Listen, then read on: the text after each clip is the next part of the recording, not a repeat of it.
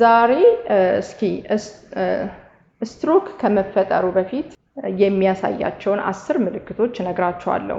ከመፈጠሩ በፊት ያሉት ምልክቶች ብዙ ምልክት ሊኖረው ይችላል፣ ግን አብዛኛውን ጊዜ የሚታዩ አሉ። እነዚህ 10ሩ አብዛኛውን ጊዜ አሉ፣ ግን ሌሎች ምልክቶችም ሊኖራቸው ይችላል። እነዚህን ነገር ስናይ ወንድም ከሆንን እኔ ወንድ ነኝ ብለን አንዳንዴ ወንዶች አልሸነፍም የተሰማኝ ነገር ትንሽዬ የሆነ ጭው ብሎብኝ ነበር፣ ግን እኔ ወንድ ነኝ ብለን ወንድነታችንን ላለማስረከብ ዝም ብለን የምናልፈው ነገር አለ።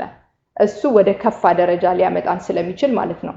እነዚህ ውልብ ብለው የሚታዩ ነገሮች ኖርማል ላይሆኑ ይችላሉና ስትሮክ ቶሎ ብለን ወደ ሕክምናው ስንሄድ ልንታደገው የምንችለው ነገር አለ። ግን ጥቂት በመቆየታችን ብቻ 5 ደቂቃ 10 ደቂቃ በመቆየታችን ፐርማነንት የሆኑ ዳሜጆችን ልናመጣ እንችላለን እና ወንድነታችን በዚህ ሁኔታ ላይ እንዳይቀለድ እኔ ብዙ ሰው ስላየው ነው።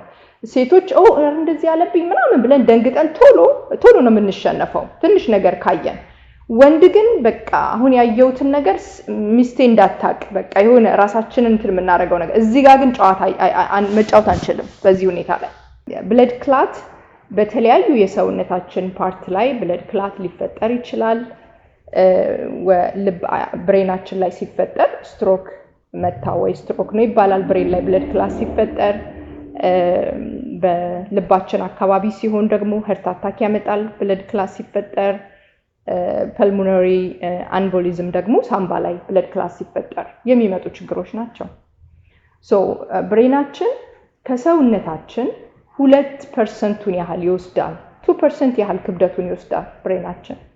ከዛ ግን እቺ 2% ብለን ያስቀመጥናት የሰውነታችንን ክብደት 2%ን የሚወስደው ክብደታችን ወደ ከምንበላው የኢነርጂ ምንጭ 20%ን ይወስዳል። ለምንድን ነው? 24/7 ራን ያደርጋል። ያለ እረፍት 24 ሰዓት ነው ራን የሚያደርገው የሚሰራው ማለት ነው። በዚህ ሰዓት ለ10 ሰከንድ ኦክሲጅን ቢያጥረው ፌንት ነው የምናደርገው፣ እንወድቃለን። ይሄ ፌንት መደረጉ ደግሞ የሆነ ዲዚ አርጎ መልቀቅ አይደለም፣ ወይ ደግሞ አንዳንድ ጊዜ ኦክሲጅን ራሳችንን ለማሳጣት ትንፋሻችንን ጸጥ አድርገን የምንይዘው አይነት አይደለም። ምክንያቱም ብሪዝ ላለማድረግ አንዳንድ ጊዜ ስዊም ስናደርግ ወደ ውስጥ ለመግባት ስንፈልግ 3 ደቂቃም 4 ደቂቃም መተንፈሳችንን እናቆመውና ወደ ውስጥ ገብተን እንወጣለን። ያ የሆነ ኦክሲጅን የማቋረጥ ስራ ሳይሆን ውስጥ ያለው ራን ያደርጋል፣ በሰላም ራን ያደርጋል። እሱን ሰርቫይቭ ለማድረግ እንችላለን። የዚህ አይነት የኦክሲጅን ማጠር ግን ብሬንን በጣም በሚገርም ሁኔታ መቋቋም የማይችለው ይሆናል ማለት ነው። 10 ሰከንድ ሶ ቢግ ዲል ለብሬን ትልቅ ቢግ ዲል ነው። ኦክሲጅን በዛ ሰዓት አጠረ ማለት ኢነርጂ በከፍተኛ ሁኔታ የሚጠቀም ስለሆነ እና ከ4 እስከ 6 ደቂቃ ደግሞ ኦክሲጅን ሳይገባ ብላክ ቢደረግ ፐርማነንትሊ ሴሎች ዳሜጅ ይሆናሉ። ፐርማነንትሊ ላይመለስ ማለት ነው፣ ይሞታሉ። ዴድ ነው የሚሆኑት ሴሎች ከ4 እስከ 6 ደቂቃ ኢነርጂ ባይሄድላቸው ኦር ኦክሲጅን ባያልፍ ማለት ነው። ሁለት አይነት ስትሮክ አለ። ያው ሶስት ናቸው፣ ግን በደንብ የሚታወቁት ሁለት አይነት ናቸው። እስኪሚክ ያው የሚባለው 87% አይ ቲንክ እስኪሚክ ስትሮክ ናት የሚባለው አብዛኛው ማለት ነው። ሂሞራጂክ የሚባለው 13%ን ነው የሚይዘው ከመቶ ማለት ነው። 13%ቱ ሂሞራጂክ የሚባለው ነው። እስኪሚክ ግን በብዛት የሚከሰተው አብዛኛውን ጊዜ የሚከሰተው ማለት ነው። እስኪሚክ በሚከሰትበት ጊዜ ያው 3% ያህል ሰዎች ድንገት በዛው አጋጣሚ ለረጅም ሰዓት ከቆየባቸው 3%ቱ ለሞት ሊያጋልጣቸው ይችላል። ሂሞራጂክ የሚባለው ግን መጥፎ ነው፣ በጣም ሰው የሚደነግጠው። እንደዛ ነው ከተባለ ይሄ አይነቱ በጣም መጥፎ ነው እና 50%ቱ ሊሞቱ ይችላሉ፣ ወይ ደግሞ ከ1 ዓመት ባላነሰ ጊዜ ውስጥ ሞት ሊያጋጥማቸው ይችላል። ትራንሲት እስኪሚክ አታክ የሚባል አለ። ያ ይሄ TIA የሚባለው ቴምፖራሪ ለትንሽ ጊዜ ለሰከንድ ነው የምታዩት ምልክቷን። ይሄ አብዛኛው ጊዜ ሰርቫይቭ ያደርጋል ሰው እንደዚህ አሁን የተወሰነ አሁን ሽልብ ብሎ የሚታያችሁ ነገር ድንገት ያላሰባችሁት ነገር ይከሰትና ግን ቶሎ ወደ ኖርማል ትመለሳላችሁ ያቺ ሲግናል ስትታይ በፍጹም ችላ እንዳንል ቀድም ወንድነታችን በቃ እንደዚች ነገር አይቼ ነበር ግን አሞኬ እንዳንል ያቺ ሳይን ወደ ትልቁ ምታመጣናት ከአንድ አመት በኋላ ዳያግኖስ ካልተደረገና መፍትሄ ካልተሰጠው ከአንድ አመት በኋላ ፉል የሆነ ስትሮክ ሊመታን ይችላል እቺ ትራንሲት ኢስኬሚክ አታክ የምትባለው ወይ ደግሞ ሚኒ ስትሮክ አይ ቲንክ ሚኒ ስትሮክ በብዛት የሚታወቀው በዛ ነው እነዚህ ሶስቱ አይነቶች ናቸው የመጀመሪያው ከትልቁ ብለድ ቨስል ወደ ትንሹ ሲመጣ የሚደረግ የብለድ መርጋት እዛ አካባቢ ሆኖ ክላግ ከተደረገ ብለድ ማለፍ ካልቻለ ቀጥታ ከዛ ቀጥሎ ያለው ቨስሎች ዴድ ይሆናሉ ሁለተኛው ደግሞ በብሬን ላይ ደም መፍሰስ ከገጠመ በስትሮክ ምክንያት ሁለተኛው የስትሮክ ችግር ሊፈጠር ይችላል ሶስተኛው ግን ሙሉ ለሙሉ ቨስሎቹ ብላክ አልተደረጉም የተወሰነ ፓርቱ ክላግ ይደረግና ግን ናሮ አለ ጥበት አለ ደም በደንብ ማለፍ አልቻለም ለዛ ነው ያቺን ትንሽዬ አታክ ምናየው በዛ ጊዜ ግን መሄድ አለብን ወደ ህክምና ሄደን የሚደረገው ህክምና ይገኛል የገጠመቻችሁን ከተናገራችሁ እነሱ ፋይንድ አውት ያደርጉታል ያንን ነገር ችላ እንዳንል የሚለው ሜሴጅ ልሰጣችሁ ነው ኦኬ ሶ ምልክቶቹ ቅድም አንድ የተናገርኩት ፌንት እናደርጋለን ኢሚዲየትሊ እንደዛ አይነት ኬስ ሲመጣ ራስን የመሳት ነገር የመውደቅ ነገር ይኖራል አንደኛ እሱ ነው ሁለተኛ ደግሞ ብሬናችን ሁለት ነው አይደል ያለን ሁለት ብሬን ነው ሁለቱ ኮኔክትድ ነው አንደኛውን ሳይድ ምልክት ይሰጣል አንደኛው በራይት ሳይድ ያለ ችግር ካለ በሌፍት ሳይድ ነው የምናየው ምልክቱን እና ያው ዊክነስ ይታያል ማለት ነው ዊክነስ ወይ ደግሞ ፓራሊሲስ የሚባለው ማለት ነው በአንደኛው ብሬናችን በሌፍት ሳይድ ችግሩ ካለ ራይት ሳይድ ነው ምልክት የሚሰጠው ማለት ነው እና ሁለተኛው ምልክት የፊታችን መጣመም አይደለ ያንን የፊት መጣመም የሚያዩት ሰዎች ናቸው ሌሎች ሰዎች ናቸው የሚያዩት እኛ አይገባንም ስንስቅ ሮንግ ወይ ነው ፊት ተጣሞ ነው የሚታየው እና ሌሎች ሰዎች ሊነግሩን ይችላሉ የፊታችን ትክክል አለመሆን ግን በዛው ጊዜ ደግሞ በራይት በኩል ከሆነ ችግሩ በሌፍት ያለው ሳይድ እጃችን በደንብ አይንቀሳቀስም በቂ ሆነ እንቅስቃሴ እንደድሮ እንትን ይላል ድሪፕ ያደርጋል ማለት ነው በቃ መታዘዝ ያቆማል በዛው ሳይድ ያለው እግር ደግሞ ዊክ ይሆናል ማለት ነው እየነገረን ያለው ግን በራይት ሳይድ ከሆነ እጃችን ድሪፕ ያደርጋው እግራችን መራመድ ያቃተው በሌፍት ያለው ችግር ብሬናችን በሌፍት ያለው ነው ማለት ነው ሶስተኛ ደግሞ ዊክነስ ሰደን የሆነ በቃ ድንገት ነው የምታያቸው እነዚህ ምልክቶች በየቀኑ ቀስ እያለ አይደለም ግን ድንገት አይታችሁት የማታውቁት አይነት ዊክነስ በቃ ዊክ የምትሆኑ ከሆነ ያም አንድ ምልክት ነው ማለት ነው የማግኘት አቅማችን እየደከመ ሲመጣ ጥርሳችን መከፈት መዘጋት በደንብ አቅም ከድሮ በቃ ማግኘት አቃተኝ ብላችሁ ካሰባችሁ ያም አንድ ትልቅ ምልክት ስለሆነ የህክምና እርዳታ መፈለግ ይኖርብናል መጻፍ ካቃተን አንድ እጃችን እስክሪብቶ መያዝ ካቃተው ያም አንድ ሳይን ነው ስትሮክ ሊመታን አንድ ትልቅ ሳይን ነው የሚያሳየን ዊክ ከሆነ ማለት ነው ዊክነስ ይሄ ሁሉ መነግራችሁ ሰደን ድንገተኛ ነገር ነው ወዲያው ነው የምታዩት ለምን ቀደም እንደነገርኳችሁ ከ10 ሰከንድ በኋላ ፌንት ሊያረገን ስለሚችል ማለት ነው ወዲያው ነው የሚጥለን ኦር ደግሞ እንደዚህ ሚኒ ስትሮክ ካልሆነ ትንሽ ጊዜ የሚሰጥ ፋታ የሚሰጥ ካልሆነ በቀር ከ4 እስከ 6 ደቂቃ ከዛ በላይ ከሆነ ብሬን ዳሜጅ ሊያመጣ ይችላል የመናገር መቸገር ማውራት ያቅተናል የማስታወስ ችግር ሊገጥመን ይችላል ይሄም ሰደንሊ ነው ድንገት የምታቁት የነበረ ስም ይረሳቸዋል የምታቁት ቋንቋ ማስታወስ ያቅታቸዋል የመናገር ችግር ይገጥመናል ማለት ነው ስትሮክ አምስቱን የስሜት ህዋሳት ሊነካ ይችላል ቪዥናችንን መዳሰስ እጃችን ነም ሊሆን ይችላል ቲንግሊንግ እግራችን በዛ ሳይድ ዊክ በሆነው ሳይድ ቲንግሊንግ ሊኖረው ይችላል ስንነካው ነም ሊሆን ይችላል ላይሰማን ይችላል የማቅለሽለሽ ስሜት ሰደን ድንገት ምንም ነገር ሳትሆኑ የማቅለሽለሽ ስሜት ሊመጣባችሁ ይችላል ሰደን የሆነ ፈቲግ በቃ መናገር የማትችሉት ኢነርጂ የማጣት አቅም የማጣት ነገር ሊከሰት ይችላል ድንገት። በፍጹም አይታችሁት የማታውቁት አይነት ራስ ምታት በታይላኖን መቆም የማይችል አይታችሁት የማታውቁት አይነት ራስ ምታት ነው የሚሆነው። ለየት ይላል። ሰደን ነው፣ ይሄም ድንገት ነው የሚሆነው። እንደገና አብሯችሁ የሚኖር ሰው ደግሞ ሌላ የሚያየው የምታደርጉት አክት ከዚህ በፊት አርጋችሁት የማታውቁት ነው የሚሆነው። እንደዚህ አክት በቃ ዊርድ የሆነ አክት ነው የምታደርጉት። እነዚህ በሙሉ አይ ቲንክ 11 በላይ ሆነ ነው የነገርኳችሁ የምታሳዩአቸው ምልክቶች ናቸው። ስትሮክ ከመከሰቱ በፊት የሚታዩ ምልክቶች። ለምንድን ነው የሚከሰተው? በምን ምክንያት ነው ስትሮክ ሊከሰት የሚችለውን ደግሞ እነግራችኋለሁ። እነዚህ ነገሮች የሚመጡበት ሪዝን ደግሞ አላቸው። አንዳንዶቹ በጣም በሚያሳዝን ሁኔታ ህፃናት ላይ ይከሰታል።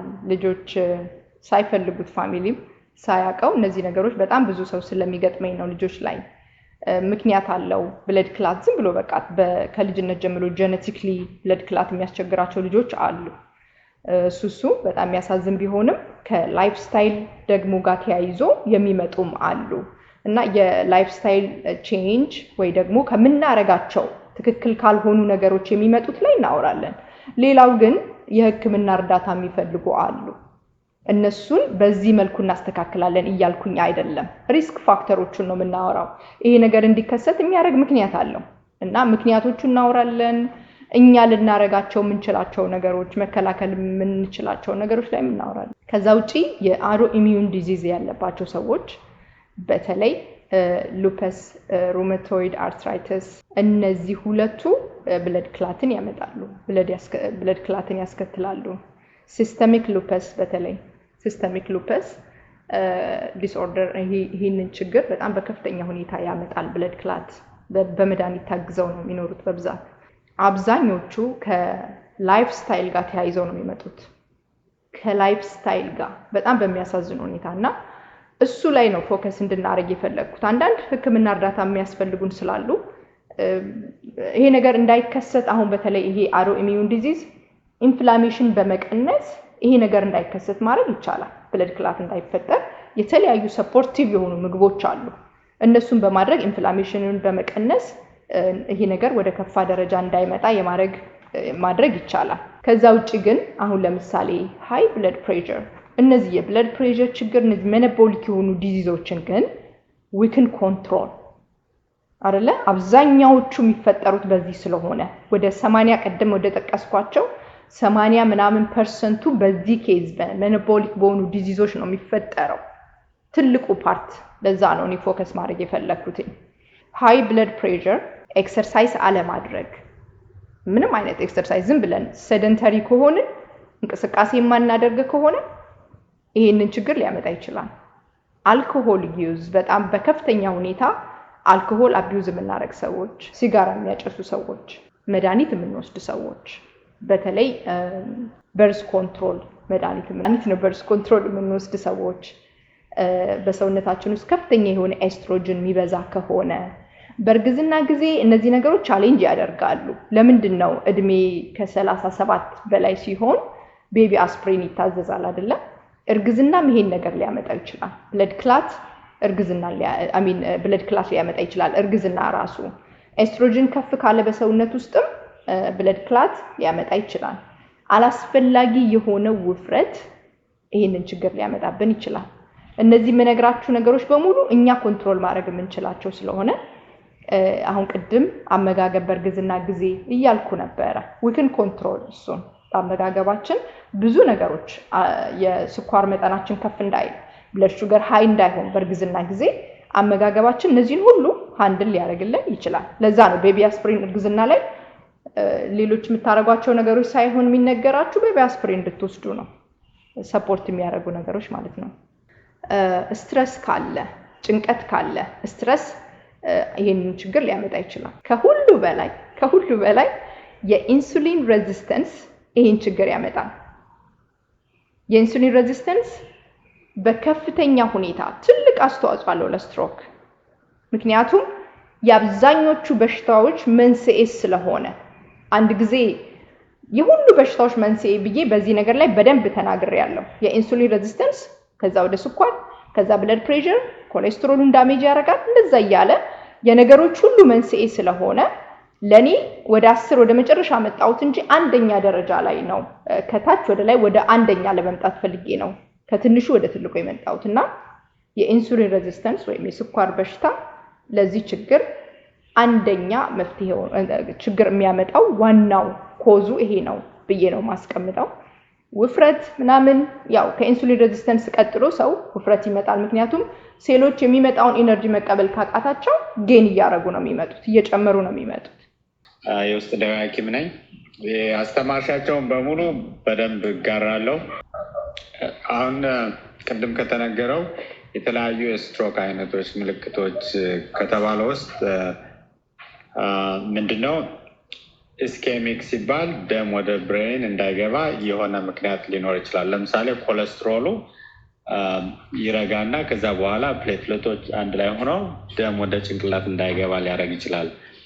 ሄሞራጂክ የሚባለው ደግሞ ብሊዲንግ ነው። ደም ግፊት በጣም ሲጨምር ጭንቅላት ውስጥ ይደማና ቶሎ ለሞት ሊያደርግ ይችላል።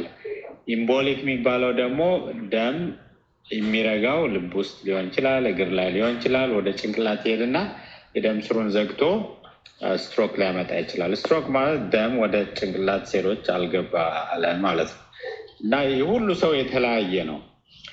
ጭንቅላት ውስጥ ደግሞ የተለያዩ ፓርቶች አሉ። የትኛው ክፍል እንደተነካ ለሁሉ ጄነራላይዝ አድርጎ አጠቃላይ መናገር አይቻልም። ስለዚህ መልሱ ምንድነው? የሁሉም ሰው ምልክቱ የተለያየ ነው። አንዳንዱ ድንግዝግዝ ይለውና ወዲያው ሊሻለው ይችላል። በ24 ሰዓት ውስጥ ከተሻለ ቲአይኤ ወይም ደግሞ ሚኒ ስትሮክ የሚባለው ማለት ነው። አሁን እንዲያውም ስሙ ሚኒ ስትሮክ እንዳይባል ስትሮክ ይባል። ምክንያቱም ተመልሶ ዋና ትልቅ የሆነ ስትሮክ ሊያመው ስለሚችል ማለት ነው። አንዳንዱ ሰው ማቅለሽለሽ ብቻ ሊሆን ይችላል። አንዳንዱ ሰው አይኑ አላየለት ይላል። አንዳንዱ እግሩ አልሰራ ይላል። አንዳንዱ መዋጥ ያስቸግረዋል። አንዳንዱ ሰገራ ሽንት መቆጣጠር ያቅተዋል። አንዳንዱ እጁን ብቻ፣ አንዳንዱ በሁለት ሳይድ፣ አንዳንዱ መናገር የማይችል ይሆናል። አንዳንዱ በሁለት በሶስት ቀን ውስጥ ሊሞት ይችላል እና የሁሉም ምልክት የተለያየ ነው። ቤስት ትሪትመንት ራስን መጠበቅ፣ ለማወቅ መዘጋጀት፣ የሁሉ መድኃኒት እሱ ነው።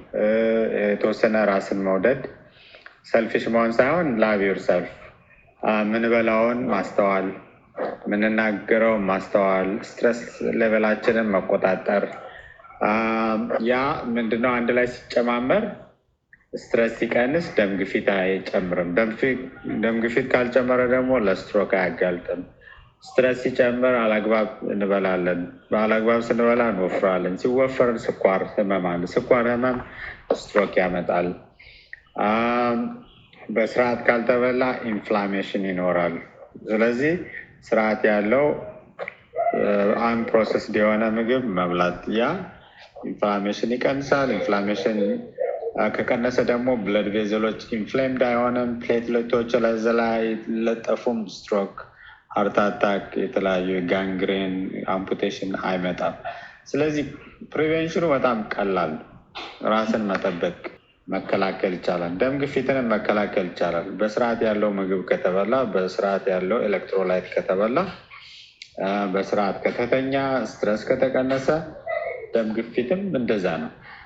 ባይ ዘ ወይ ሞደርን ሜዲሲን ሕክምና ስንማርም ስንሰራም ምንለው ምንድነው? አንድ ሰው በደም ግፊት ታሞ ሲመጣ ምግብህን አስተካክል፣ ስትረስህን አስተካክል፣ ሶሻል ላይፍህን አስተካክል ብለን ነው መድኃኒት የምንሰጥ። ብዙ ሰው ግን መድኃኒቷ ላይ ብቻ ነው የሚሰማ እና በዛ ምክንያት ሞደርን ሜዲሲን ስለ ሕክምና ስለ መድኃኒቱ ሽያጭ ላይ ነው እንጂ ፕሪቬንቲቭ ሜዲሲን ላይ አያተኩሩም የሚለው አልጋራም። ብዙ ጊዜ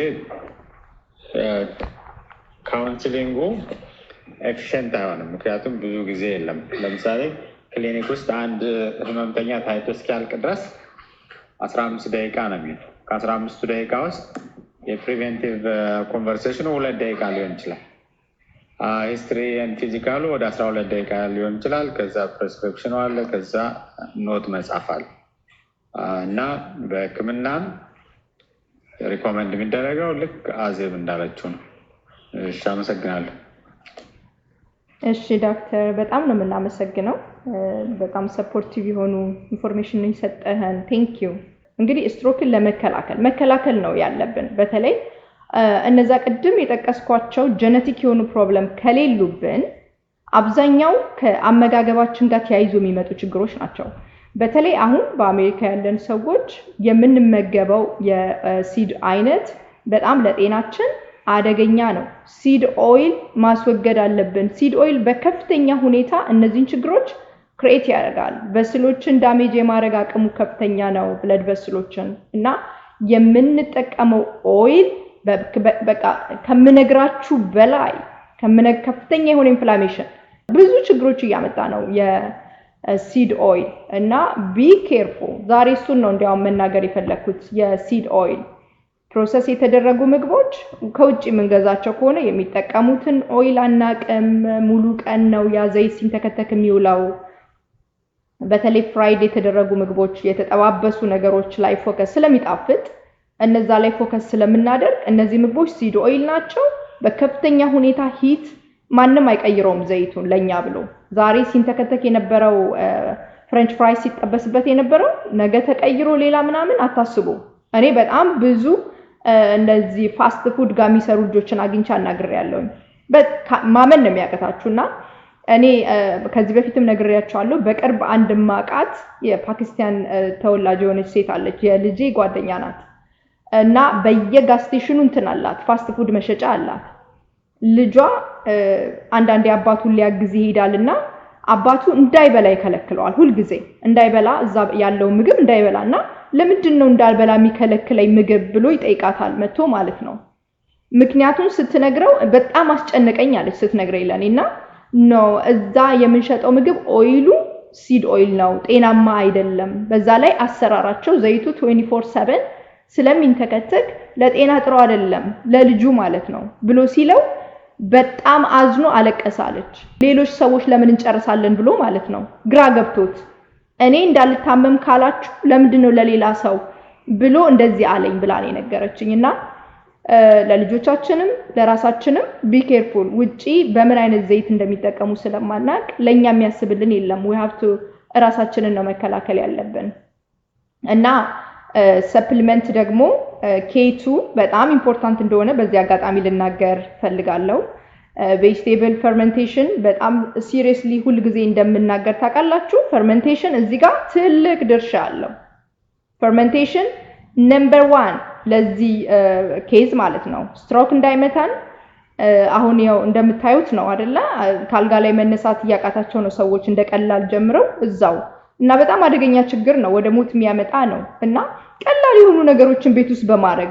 vegetable ferment በማድረግ የተለያዩ ሶያ ቢንሶችን እንደ ናቶ የሚባሉትን ፈርመንት በማድረግ K2 በጣም ኢምፖርታንት ነው K2 ምንድነው የካልሲየም ብዛት በሰውነት ውስጥ ይሄን ችግር ስለሚያመጣ ካልሲየም አኩሙሌት ካደረገ ወደ አጥንት ውስጥ ሄዶ ስቶር ካልተደረገ በኬቱ ምክንያት ኬቱ በስሎች ውስጥ ያለውን አላስፈላጊ ቦታ የተቀመጠውን ካልሲየም አጥንት ላይ ሄዶ ስቶር እንዲደረግ የሚያደርግ ነው ይሄንን ስራ እንዲሰራልን we need to eat ferment የተደረጉ ምግቦች ወይም ደግሞ K2 supplement መውሰድ በጣም ኢምፖርታንት ነው ማለት ነው supplement K2 ለዚህ ነው እና ቫይታሚን ዲ መውሰድ ጥሩ ነው ዚንክ ጥሩ ነው ማግኒዚየም ጥሩ ነው ናቶ የሚባለውን የሶያ ቢን ፈርመንቴሽን በጣም ኢምፖርታንት ነው የዚህ ሰፕሊመንት ጠቃሚነት የተገኘው ምንድነው በኮሪያን የሄርት አታክ አይገጥማቸውም ስትሮክ አይመታቸውም እና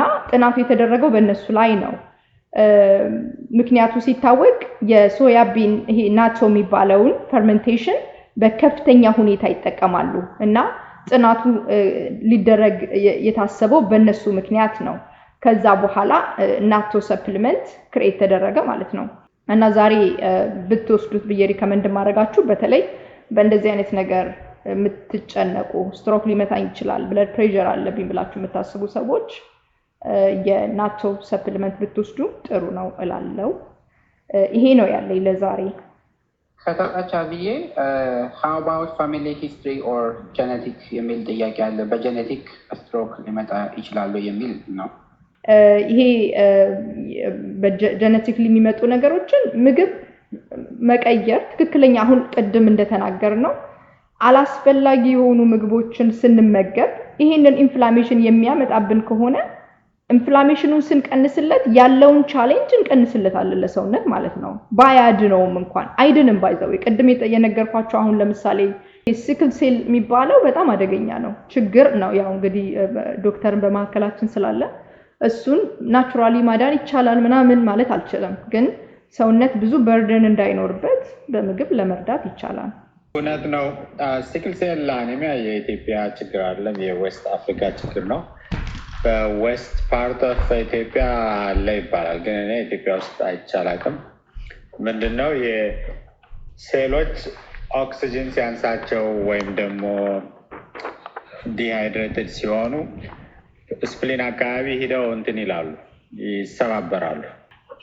በተመሳሳይ ጄኔቲክ አብኖርማሊቲስ አሁን ለምሳሌ እናቱም አባቱም ደም ግፊት ያለበት አንድ ሰው ደም ግፊት ስለሚይዘኝ አይዶን ኬር ብሎ እግሩን ከፍቶ ቁጭ ማለት የለበትም። አስቱ ቲንክ ወላጆቹ ለምንድነው ደም ግፊት የያዛቸው? ስትረስ ነው ወይስ ያበላላቸው ስታይል ነው ወይስ ኑሮው ነው ወይስ ውፍረት ነው የሚለውን ነገር ማየት ያስፈልጋል። ቢሆንም ወላጆቹ ደም ግፊት ስላላቸው እሱ የግድ ይዘዋል ማለት አይደለም። የመያዝ ቻንሱ ይጨምራል። ባልና ሚስት ከአንድ ውሃ ይቀዳሉ ይባላል። ያ ምንድነው መልካቸው ይቀራረባል፣ ይመሳሰላል የሚባለው የሚበሉትም የሚኖሩትም የሚናገሩትም የሚያወሩትም አንድ አይነት ስለሆነ ተመሳሳይ ሁኔታ ውስጥ ሊገቡ ይችላሉ እና ልጅም ሆነ ቤተሰብ ጄኔቲክ ፕሮብሌም አለ ብሎ እንዳለ ላይፍ ስታይል ሞዲፊኬሽኑን ሳይቀይር ዝም ብሎ መኖር አስፈላጊ አይደለም። ለሁሉም ህመም ላይፍ ስታይል ሞዲፊኬሽን የህመሙን መቀነሻ ምክንያት ይሆናል። ደም ግፊት ያለበት ሰው አሁን 4-5 አይነት መድኃኒት ከሚወስድ አንድ ብቻ ሊወስድ ይችላል ወይም ላይወስድ ይችላል። ስኳር ህመም ያለበት ደግሞ ወላጆቹን ውፍረት ካለባቸው እሱም ውፍረቱን በመቀነስ ማስተካከል ይችላል።